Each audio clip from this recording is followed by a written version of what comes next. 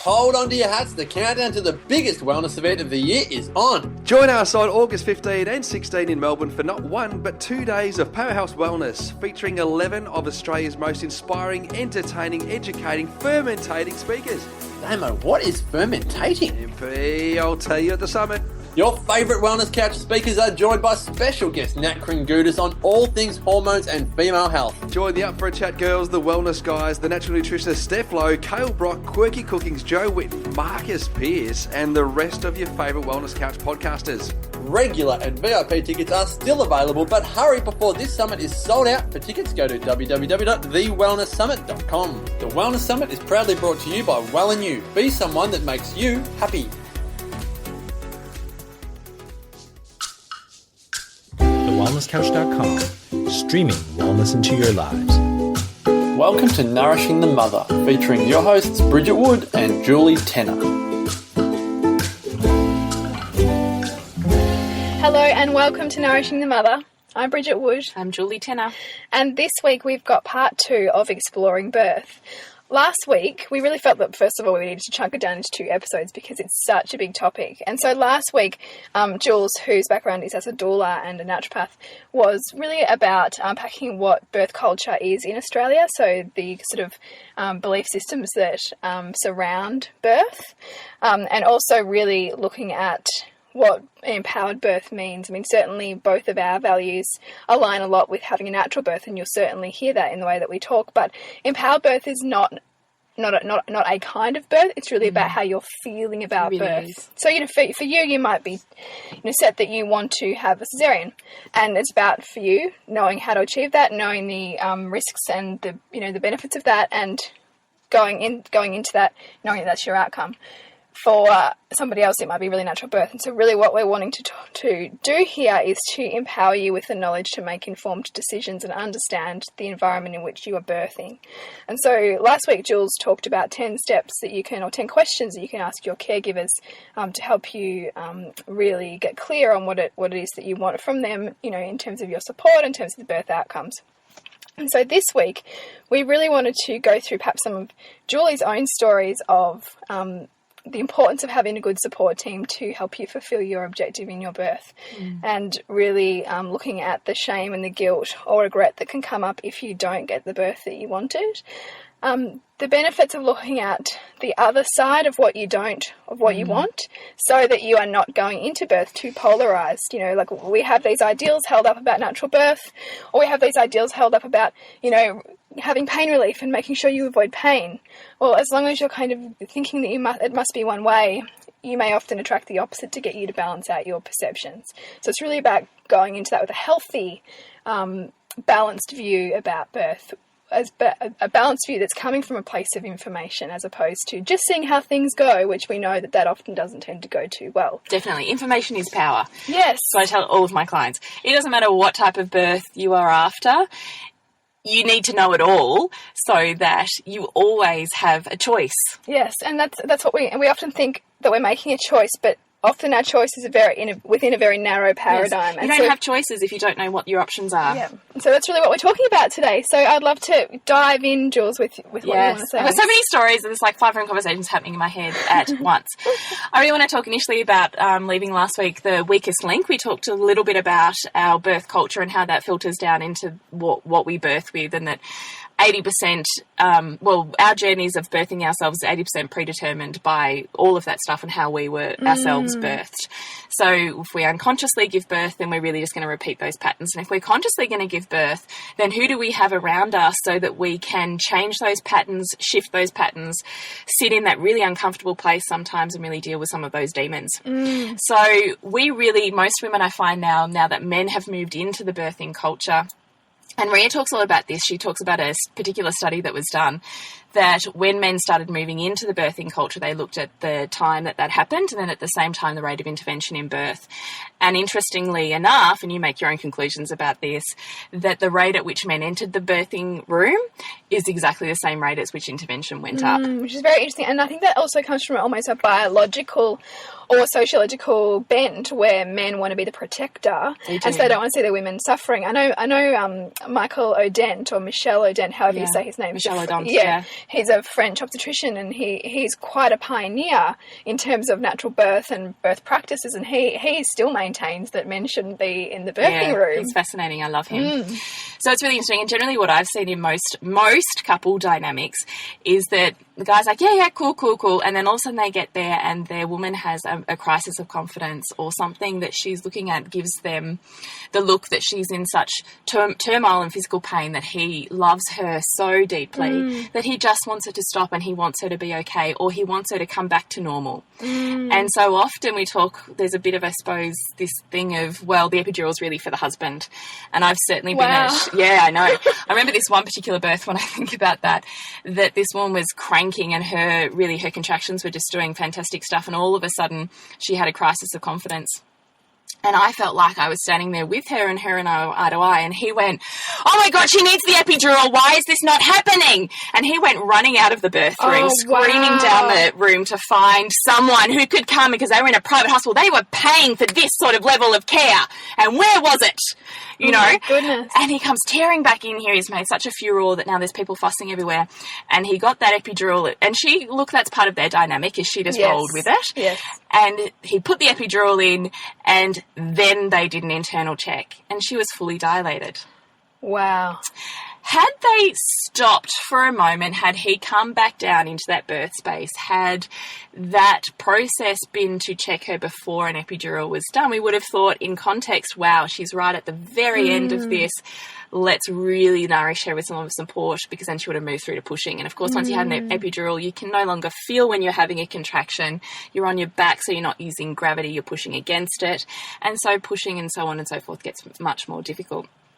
So it's really interesting, one, to think about who your support system is, because most women go, I love this man so much, and this is our shared baby and our shared experience, and they are just my rock. And I go, yes, they are, but they know nothing about being a woman. Yes. They know nothing about how your internals work, and they know even less about birth and how to deal with you in those circumstances. And depending on what those, I'm going to say, dependency dynamics are in that relationship, completely changes. Can that woman let herself go enough, because normally she's used to looking after him? That is just so, I'm just getting tingles, because it's just such a wise way to come at things, isn't it? Because we so unconsciously go, oh, of course my husband's going to be there, you know, and most people will go on to choose that, and I probably still would, but that's, I guess, why somebody like a doula or somebody like a private midwife who you've got a very deep connection with is so important, because those relationship dynamics will play out. They do. Let me tell you, they do. I have such beautiful insights into couples and relationships in those moments of high stress, really is what you're walking into. And I really want to hit home to you that choosing someone independent, a doula or a midwife, to be with you on that journey, whether it's at home or in hospital, doesn't take away from the role of the husband. No. If you've chosen really the right caregiver, their job there is to keep you two in a love bubble, so that he doesn't have to take on the responsibility of, how much is the timing? When do we need to leave? What do I need to pack? Is this okay? Is she doing the right thing? It alleviates all of that, because he can just be present in a really loving way to that woman. And that's exactly what she needs. Yeah. And then what she needs and what he needs is that woman to step in, that wise woman, and go, you know, this is what's happening now. How about we try this? Can you do this with her while I do that? So I really want to hit home that it's not about replacing. It's actually about strengthening your support circle. And women always look for the weakest link. You think you're not going to, but when you're in that moment and you're in a crisis of confidence, I have seen women, particularly in even home births where there might be 7 or 8 people in that room, walk around from person to person, and they'll try on whatever it is dynamic that works in their life. So it might be with mum, they need to have a really big sook and a cry, oh no, I can't do this anymore, it's not working. And if mum's strong enough, she'll go, you're okay, love. And she'll go, I didn't get that. She'll go to the next person, and she might be with her husband. This is shit. I need you to fucking stop this. And depending on where he's sitting with it, he's either going to go, yes, I'm getting you that epidural, or he's going to go, you're all right, love, and this is how we're going to deal with it. And he's going to lead her through that. And these women literally, like a checklist, will work their way around the room until they find the weakest link. So the idea is, don't have a weak link. If you have a mum or a sister or a friend who you love dearly, but who have had a different birth journey to the one that you're after, who have different viewpoints to the one that you have, if you have really disconnected relationship to a mum or a sister, and they're in their birth space, or someone who represents them as an archetype, is there's going to be a weak link there. Yeah. So you really want to plan your intimate support circle, the people that really intimately get you through your really hard times in labour, really well. You want to plan it really well. You want to have strength, people who believe in your power, who see birth as a process, who want to help you through it. So this is about really bringing some critical thinking to that unconscious thought of, oh, I guess I'll just have my mum, or I guess I just have, you know, it's about really Sometimes thinking. mum isn't the best person to have because there's too much shit there. And also the mum, you know, the mum wants to save you often. Depending on how she views birth. Yeah. Yeah. So if she's the mum who isn't comfortable with pain, if she wants to save you, it's not going to work. And, you know, for you. she's got her own fears. Totally. If she's had really traumatic births, often she'll be triggered straight back into those. And so even though she's looking at you, she's having the feelings, the emotions attached to her experience and then playing those out really in your space. Yes. So you want to choose very wisely who it is that you have in that space, please. So that's really the intimate support circle. So I want to move on from that. I really want to talk, which I know you have a lot of knowledge on, shame, guilt and regret on birth outcomes, because I certainly have had a lot of women walk through my door who are so blindedly going for this type of birth. Yes. And that anything either side of that is not okay, and that is some way a reflection on who they are. So, you know, these women generally are going to be, you know, the fitness fanatics, and they are amazing in their body, and they know their bodies, and they hardline on their diet, and they hardline on... They're all about control. Yeah, well, because they have very, very set belief systems on what it needs to be. And they don't see either side of that, or the blessings or the gifts of either side in that, and often these are the women that call in those experiences. Yeah, yeah. So really I want to hand over to you and see where you're sitting with that, because I know you have some real wisdom there. That's a powerful one, because I think often when we are so one-sided about something, we're not seeing the whole picture, and so we will often create the other side in order to get us to love that whole thing. And so that can come in the form of, you know, really, really, really wanting drugs, for example, and really, you know, desiring that intervention, and then your labour happens so quickly that there's no time for it. Yes. You know, and I've seen this happen with friends, and I'm like, that's interesting. Yes. And other times when you're really, really wanting a natural birth and you have the fear of the other side, you are polarised to think that a Caesar is going to be disastrous, I'm not going to be able to breastfeed, I'm not going to be able to do all these things that you want so badly, and then you might potentially have that experience because you are resisting that experience so much. And so this isn't about necessarily putting the intention to have that, but it's about balancing your view to see that something that you think is so terrible, like a cesarean, well, what are the benefits of a cesarean? You know, you'll have possibly more support around you. You know, when you take the baby home, you will, I don't know, we'd have to work on some of those things. I'm pretty polarised. But, you know, there will obviously be benefits in that birth experience for you and for your baby, because perhaps you might need to get in a lactation consult. You might need to resource up pretty quickly to help you initiate the things that you want, whether it's breastfeeding, whether it's somebody helping with meals. You know, there will be benefits. And so it's about looking at those so that you, I guess, go in with intention, but also surrendering to the outcome. And I really want to hit home, like I find this with home birthers in particular, that they can be so set on, particularly home birthers that have come from a birth trauma in a hospital, and then have chosen home birth as a way of avoiding the trauma again in the hospital, as opposed to making it a choice based on a system of care, I suppose. That they become so...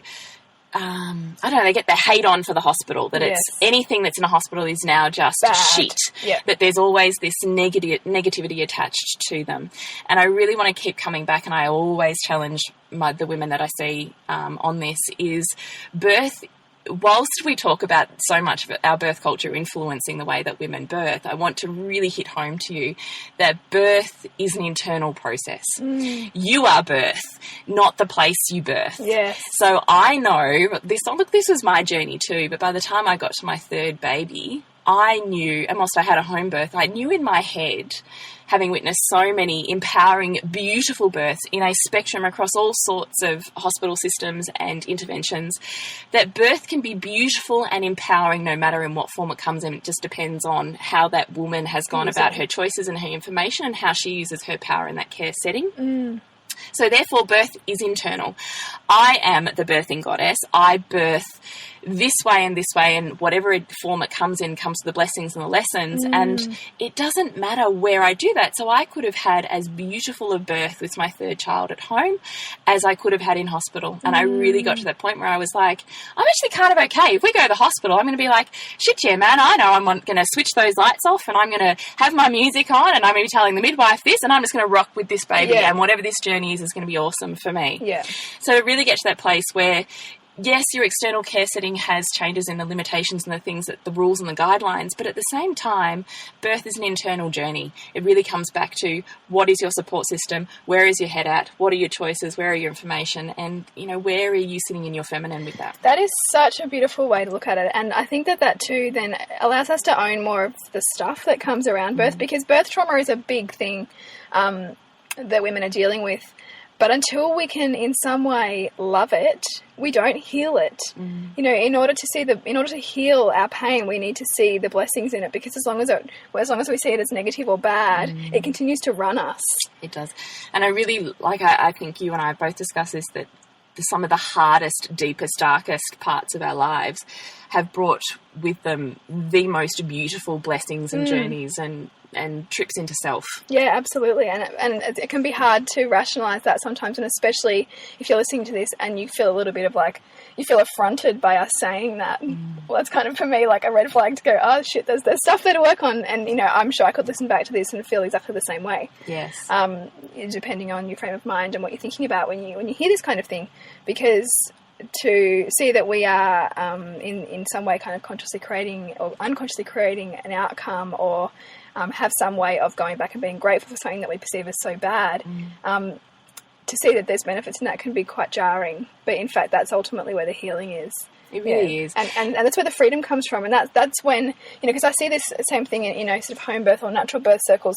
There is a lot of, you know, people might choose a free birth because they're so, you know, polarised against this hospital system. But if they hate something, well, where's the opportunity to love it? Because as long as you're hating something, you're going to attract challenge in the way that, in the alternative that you think is going to save you, because you can't be one-sided. It's not a balanced view of the world to have such a negative view of something. So as much as we talk here about empowered birth, and, you know, we will talk, especially in the last podcast, about the 10 steps, the 10 questions to ask your caregivers, and to really think pretty critically about hospital practices. We don't want to get you so revved up and fired up that that's all wrong, because it's not wrong. It's just a system, and it's a system that's been designed as a one-size-fits-all model, which is beautiful in terms of efficiency and, you know, the economy and all those things. But it's whether you want to apply efficiency and the economy to your own personal birth. Yes. It's to understand the system in which we're operating, so that you are more empowered to choose a system that feels right for you. That's going to support your choices. Yeah. Yeah, absolutely. Absolutely. So maybe we'll just touch on birth trauma then, because I do birth debriefs, and certainly, particularly if I'm on second or third time mums that I'm birthing with them, we will always debrief their first 2 births as well, or however many it was. And Rhea Dempsey also does birth debriefs, and I'm sure that there's other doulas and midwives around that would do that as well. So a birth debrief is really when women who have already given birth have had an experience that's I don't want to say soul-destroying, but is sitting in a really dark, awful place with them somewhere. Maybe they have a lot of memory loss around it. That's a key sign of trauma. When you're going back through your birth and you just have time lapse, it's really foggy. You can't remember all of these hours or processes. Or I didn't realise that had happened, and then I ended up here. It's kind of a sign that you kind of left a little bit and you've come back. Yeah. So really a birth debrief starts you at the very beginning of your story, and you work through on a timeline of everything that medically was happening. So often a copy of your birth notes is that you receive from your caregiver is what would work with that. And then emotionally and mentally what was happening inside of you that you may not have spoken at that time. And so we really step a woman through that entire process, and out of that you can pull out some of the most extraordinary insights into who she was when she started that process of labour, how those belief systems or paradigms from her childhood have played out, how she was responded to, and therefore what were the outcomes of those challenges in those moments. And some of the most precious healing I have ever seen from women has happened in those birth debriefs, where all of a sudden it might be a statement that I might say like, my goodness, who taught you to be such a good girl, to follow the rules and not, you know, something like that. Yeah. I'm thinking of this one woman who I said that statement to randomly, and she just went, oh my gosh. And all of a sudden, all this stuff unpiled from her childhood that made perfect sense in how her birth had played out. And then she was able to shift all of these things after that had happened in her birth. And she went on to have the most extraordinary second birth. She's unencumbered by whatever. Because she had shone the light of awareness and love onto these dynamics and onto this process that she no longer viewed as terrible and traumatic and scarring, that she viewed as something that created a new soul, a new self, and a blessing for her in that journey. And that is the purpose of a birth debrief, to let go of the shit that you're holding on to so that you can create a new wonderful experience moving forward. And that being moving forward without the attachment or preconceived ideas, really is treating this as a new experience, not charged by anything else that might be coming up. Yes, that's absolutely. such an and that's really what empowered birth is, isn't it? It's coming at it from it with a clean slate in a way, without that stuff, without the charge there. And I really want to say some of the most beautiful births I've seen have been births with intervention. So I have seen women move through natural births to the point of just absolutely feeling so completely strung out they've got nothing left to give, and have an epidural. An epidural is normally natural birth would be going, well, you don't want to do that because as soon as you can't move and you can't feel and you can't all these hormones stop working and your body stops working and your baby's pushing against gravity and all these negative things. But I have seen sometimes for those women in those moments when they surrender to that choice and they have an epidural and all of a sudden they can sleep for 10 minutes or they can sleep between a contraction and that baby just instantly shifts or turns. I have seen some of the most, I have been thinking of this beautiful birth that I had with a baby whose intestines were growing on the outside. So she knew that she was never going to get to touch her baby, that it was going to be whisked away, and she wanted the gift of a beautiful, gentle birth for this child so that he could be straight into surgery and have the best possible start. Yeah. And she had an epidural, and oh my God, I could nearly cry when I think about it. It was the most beautiful, centered birth I have ever seen. That were she really wrestling with contractions and pushing, could not have been as present as she was, because she was so present in every process. And I really want to say for women that have an epidural, it's very easy to all of a sudden dad sits in the corner and starts flicking through the sports page and mum's having a manicure or chatting about the weather outside. And you've got to remember your body's still birthing. Yes. So it's very easy once you've been removed from that birthing process and those hormones are no longer clouding your conscious brain and taking you into the subconscious, it's easy just to sit back into that. And I really encourage my clients to then, once they have an epidural, we then sit and we're refocused on birth and we're doing visualizations and we're doing meditations and we're doing mantras and we're constantly still holding the birth space because her body is still working really hard, even though she can't feel it. And that's right. And those mantras, those intentions, those visualizations are still having an effect. Physiological they effect. Really seriously do. And so the women that I find that have had that experience and then they're doing that, their bodies just work beautifully, and all of a sudden lots of fears and things that are really holding tight and holding that body tight can just relax that pelvis to the point where the baby can then turn where it hadn't been able to turn for the last 30 hours or whatever it was. And so back on this birth, so we were doing all of that stuff and she was so present with her baby. She was constantly visualizing this baby surrounded by golden light. She was talking to it all the time. She had when it came time to pushing, she was squealed with delight and she had a mirror there and she was just loving every moment with such gratitude. Look at that hair. She's touching the baby's head and she's watching this baby slide out of her body and she is so preciously holding this baby's space. I want to say cry when I think about it. I'm tearing up right here. But this baby just slid out and was whisked away instantly and all of this medical stuff happened. But she was already a mother.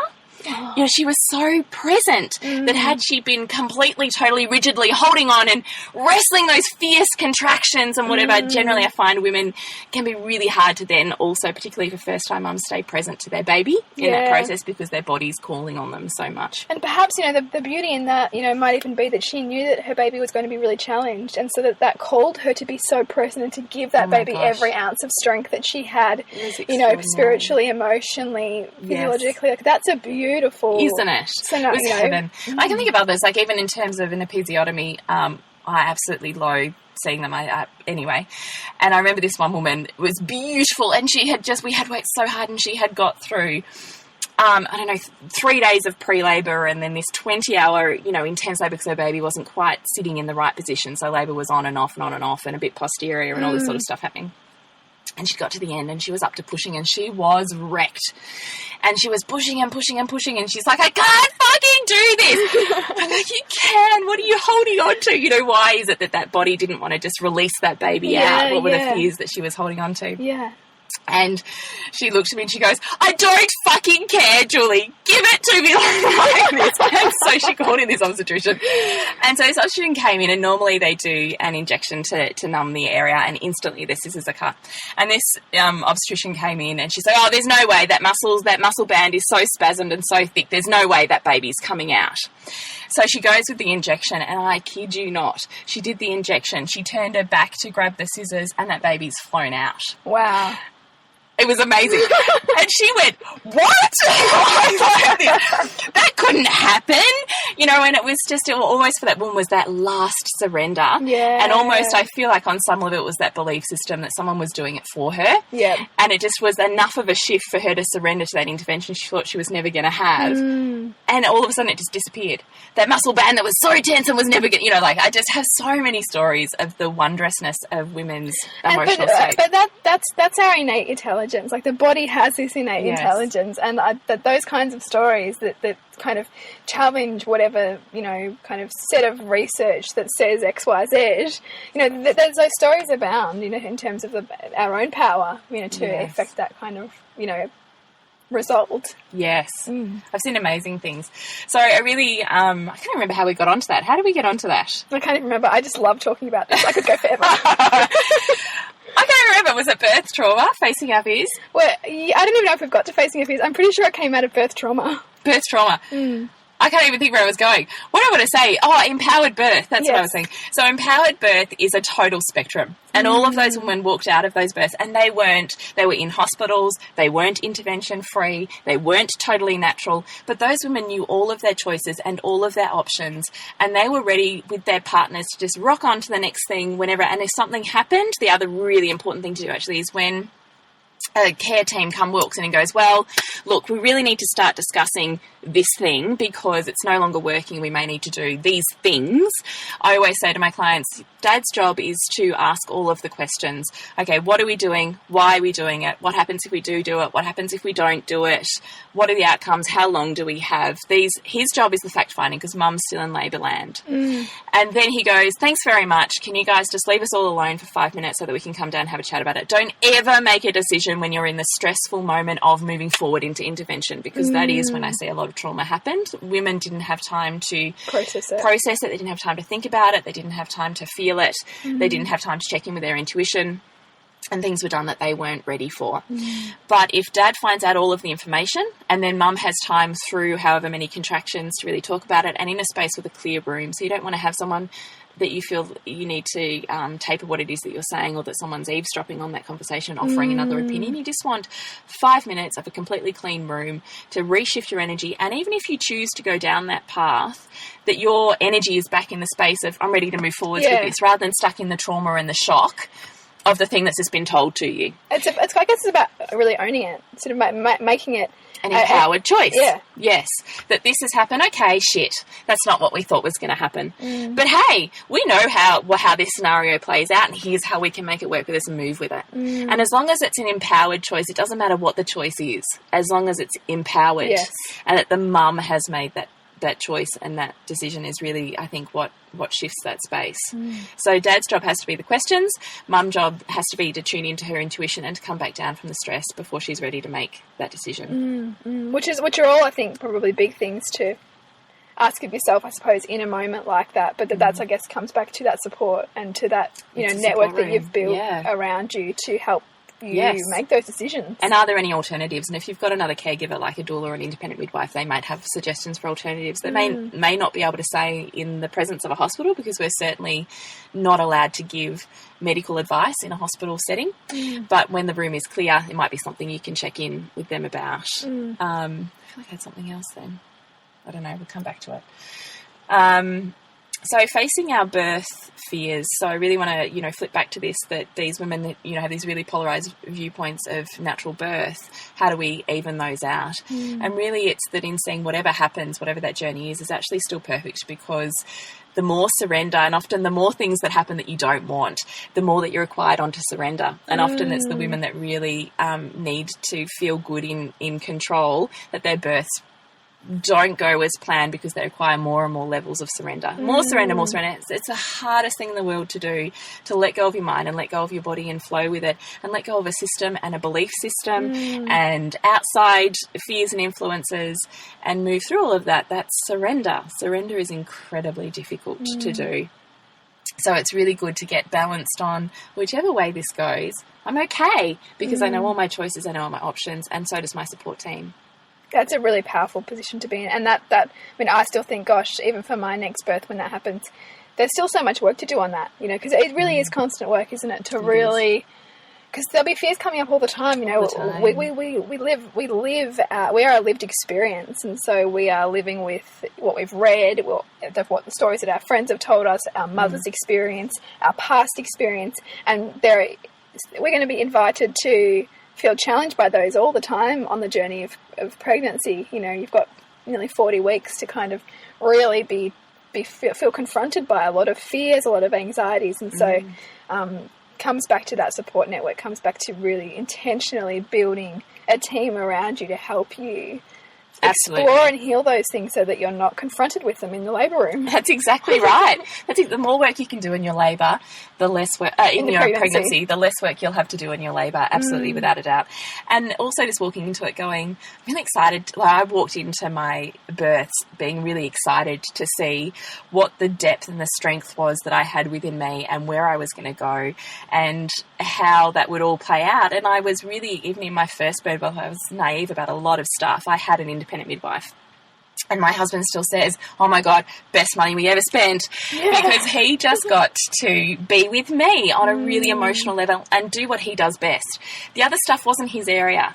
And so he could really just hand that over and just really rock with me, feed me, give me drinks, and just love me up, rub my back when I needed it. And he had someone else there to really support that journey, to drive the car to the hospital, to do all of that stuff, which was beautiful for him. But I remember being really excited and challenged. This challenge, like women that run a marathon and they just want to challenge their bodies, or women that want to challenge their brains in different ways. They pick these, we're constantly picking these challenges so that we can live up to them and grow to our next level of being, whatever that is and whatever form that comes in. For many women, it comes in something different. And that was always for me what birth was, this calling in this moment to really see what you were made of. Yeah. And to even see what came up and know that, almost be excited about that level of therapy, because I had people around me that could work through that journey and kind of dig that gold out, I suppose is how I looked at it. And then by the time I came to having my second baby, we had a home birth. So I'd had stayed at home till I was about 7 centimetres, I think, with my first baby. And then we'd moved to a birth centre to give birth to him. And in the end, I gave birth to him like 45 minutes after being on this bloody hospital bed. And I thought, what the hell was the point in this? And so my second birth, I thought, I really do want to have a home birth. I want to stay at home and be at home and really just love in this really loved up, nourished space. And so I had 2 independent midwives for my second birth. And that was beautiful. I just remember giggling and laughing and having just the best old time, and the midwives just chilling out on the couch going, it's ridiculous, she's having too much of a good time. And I really want to transform women's perception of pain in labour. I think first time you really have to get real about it. Because it's the first time your body's done it, it's the first time it's stretched, it's the first time it's done any of that stuff, and it's really intense, and you have to be really intentional in how you set that up. But subsequent births, I think orgasmic birth, or that concept of it, is entirely possible. Not for first-time mums. You have to be way more conscious with your first in terms of pain dynamics. Yeah. But for second and subsequent pregnancies, I think it's completely possible. And I think it's something we don't talk about enough, because I certainly have had 3 of the most beautiful, life-defining births like, if I could pick 3 of the best days of my life, that would be the 3 days I've given birth. I loved them. I loved the feeling of being so emotionally, physically and spiritually open, and each contraction felt like, instead of a contraction where you think about this pain, this feeling of this woman on this bed, I had this incredible spiritual awakening. I would kind of feel like I could be elevated to these levels of meditation, if you like, or spiritual connection that I never had access to in any of the meditations I've ever done in my whole life. It was this real thin veil between the worlds, I suppose. I had this opportunity to kind of soar there in between and then come back into my body, and soar there and then come back into my body. And each time I came back into my body, I got to be loved up by my husband. What could possibly be better than that? Soar to some spiritual levels, come back for some love. Like, just, it was heaven. And the night I gave birth to my second daughter, it was a balmy summer night. The next one over was playing blues on his guitar. Like, it was just, it was heaven. Yeah. It was heaven. And then, you know, I was just having too much of a good time. I think it went on too long. And it was only in the last, I was really not getting anywhere. I was having too much of a good time, I think. And my midwife, do you think you're a little bit elated? Maybe. My midwife went, okay, look, we can either keep going like this for however long, or maybe you could try squatting and doing these things, and maybe something will get moving. And I went, all right. Yeah. And so I did this thing that she was setting, and it's the first time I went, I get why women have drugs, because the minute I did the things that she wanted me to do, I had the most painful, intense contraction I've ever had. But you know what happened is it was incredibly painful and intense, but at the same time, I cried in that, and it really just allowed that emotional reconnection with the sensual, soft, vulnerable side of women and the feminine and birth.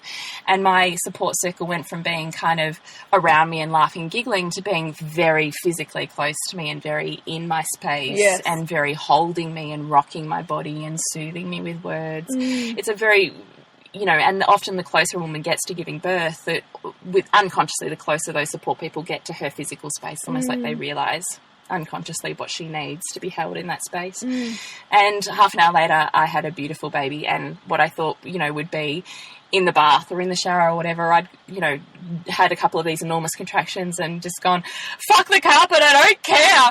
I'm just, you know, I remember my midwife going, baby's nearly here. Okay. And so I had this beautiful baby on our bedroom floor, which wasn't planned but was heaven, and I had our 18-month-old son with us for that as well. So I would love to do even another podcast on baby or raising children in terms of body consciousness, vaginas and birth. I find that's an incredibly difficult subject for a lot of people. And then my third birth, I'd gone through a miscarriage previous to that birth. So I had had a huge amount of fears, and you have had the same experience as well. So I think it would be really worthwhile spending a podcast on holding on to those feelings of your body being a tomb and not serving you, and how you move through those fears and what they play out as. So third pregnancy was incredibly big journey for me, as was the birth, because I kept working through these layers of fear of death, but they kept coming up. And so even in the birth, I was so sure that this wasn't it. It couldn't possibly be it, because I was just feeling so good. I was feeling so good. And I had this birth planned down to a T. I had a support person for each of my kids. I had my doula, I had my midwife, I had my second midwife, I had the support person who was going to give me homeopath. Like, I had the best team you could possibly have. And in the end, I gave birth with just my husband and my kids, and we just come back from a walk, and I gave birth in freaking 10 minutes from when we walked up the street, and my waters broke at the end of the street in this cataclysmic style Hollywood gush, which I'd never had previously. And so I'm on the corner of the street with the dog on the lead and the kids, and I've decided I can't move or walk, and eventually we get back home, and I gave birth to my baby in a space where I had none of that stuff. So I had planned this perfect birth, and in the end almost got the exact opposite of that, because I had no one around. And in the end had a free birth. But the gifts and the blessings in that were extraordinary, because it was such a conscious birth. And I can honestly, from the bottom of my heart, say none of those contractions were painful. I never once experienced pain in my third birth. What I now realise was labour going on. I honestly thought was total pre-labour, not even getting into labour. And they were such beautiful, gentle, what I felt like were callings to just be in my body that I enjoyed so much, just sitting in my lounge room and doing some circular breath work with each one of those and laying on the couch and talking to my baby. It was just a really loved up space, and it was never painful, so it never occurred to me that I was in labour. But I think I just loved them so much, and I was so in my body that it was just not a painful. And you hear about this traditionally, that certainly in our really ancient cultures, birth isn't always seen as being something incredibly painful. And I really want to let women know that that whole process of orgasmic birth is actually possible.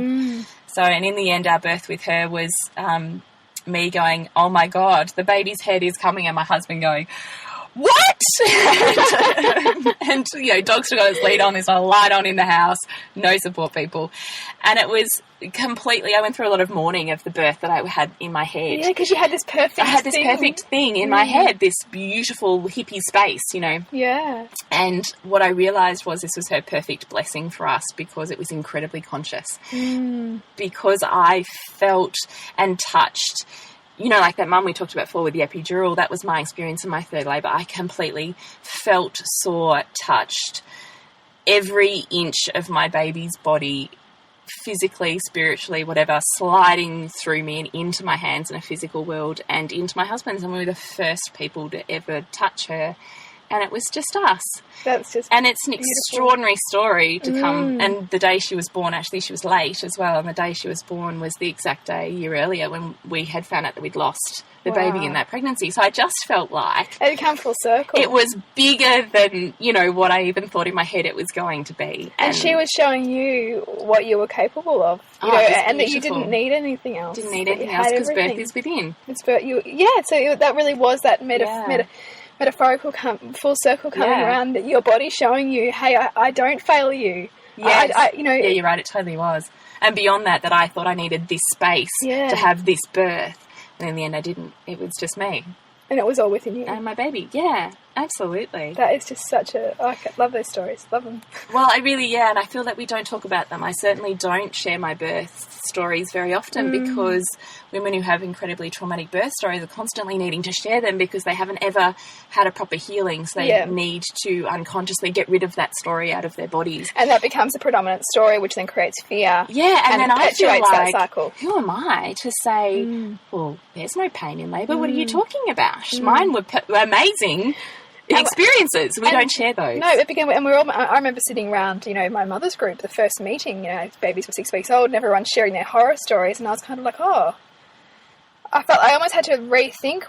I almost felt like I was almost having to redefine my experience based on the experiences around me, because because we are cultured to see birth as painful or just get it over and done with, or something to be avoided. And it's interesting, because there's shame and guilt either way then, isn't it? Yeah, there is. Shame and guilt if you don't measure up. Yeah. One way or the other. Yes. Oh. We're all just trying to find our way, and wouldn't it be great to break down some of those barriers and allow space for women to talk about their experience, whichever way it goes, without and to be healed. Do you know what else I hate is that story of, well, don't worry about it, love, because you got a healthy baby. Oh, yeah. I can't tell you how many times I've had women come to me with that story, and I feel like it is so unjust, because those women have just gone through a rite of passage in their bodies, in their souls, and in their psyches. And you can't just sweep that under the rug and go, don't worry about it, you don't need to think about it, you don't need to heal it, because you've got a healthy baby. And that's all that matters. It doesn't. Birth is more than that. And the baby, and, you know, your experience and your own perception of yourself in that experience, that will shape that child, you know, so it's just as much of a... Shapes her journey as a woman and as a mother moving forward. It's just as much of a disservice to you to see yourself as, oh, well, I'm invalid to have these feelings because at least I've got a healthy baby, because that's a disservice to yourself and your child, that you are not allowed to feel like you can go into that and heal that and feel valid in your sense of pain around something not going the way that you wanted it to go. It's a trauma. It needs healing. It needs a voice, and it needs the light at the end of all of that. And I think we focus far too much on that outcome and not about the, you know. And birth is always the journey. It's often not even the outcome. No, because the outcome is just one piece of it, isn't it? It's all those. It's a sum of multiple parts. I think we're probably going to have to wrap it up there. I know. And I know we've gone over, but it was just, I think that there's so much to this topic.